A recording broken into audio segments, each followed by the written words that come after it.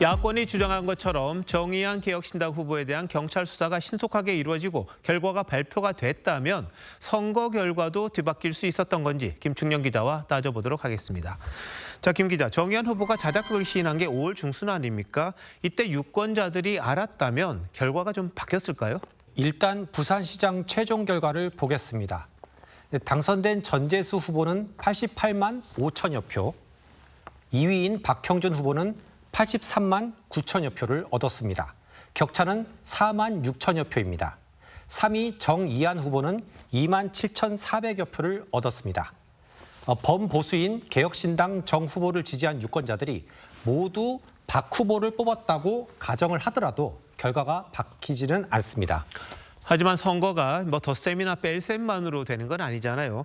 자작극 소식이 선거 판도를 뒤흔들었을 가능성 없었을까요?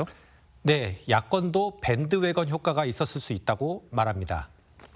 이길 것 같은 후보에게 표를 더 몰아주는 현상을 뜻하는데 작은 이슈가 가져다준 상승세가 판을 뒤집는 경우가 실제 허다합니다. 5월 10일, 12일 실시된 여론조사에서 두 후보의 격차는 7%포인트 차이로 오차범위 밖이었습니다. 5월 23, 24일 실시된 조사에서는 2%포인트 차이로 오차범위 안 접전이 됩니다. 서로 다른 기관의 조사라서 단순 비교는 곤란합니다만 박 후보의 상승세가 분명했는데 사실상 보수 단일화 효과까지 얻는다면 흐름을 가져왔을 수 있다는 게 야권의 주장입니다. 당시만 해도 2, 3주 정도 남았기 때문에 다른 여러 가지 여건, 선거 환경이 미칠 수 있는 부분까지 본다면 여야의 1대1 구도까지 생각한다면 아주 큰 영향을 줄 수 있는 문제이기 때문에.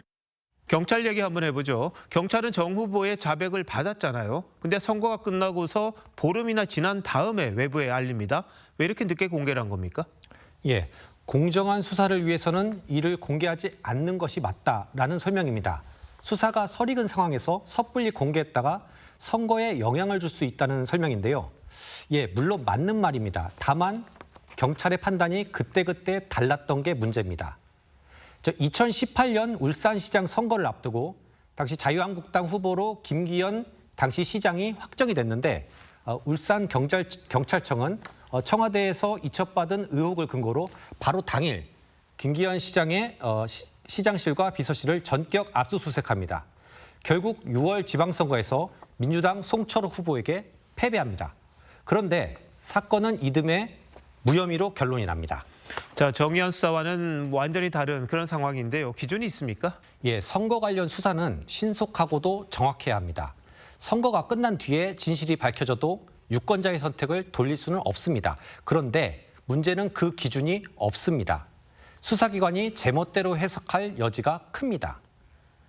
2016년 미국 대선 당시 선거 11일을 앞두고 FBI는 힐러리 후보가 사설 이메일로 기밀을 주고받았다는 이른바 이메일 스캔들 재수사에 착수합니다. 당시 FBI는 공개하지 않는 것이 더 큰 은폐라고 주장했는데 사실상 정치 개입이란 비판을 받았습니다.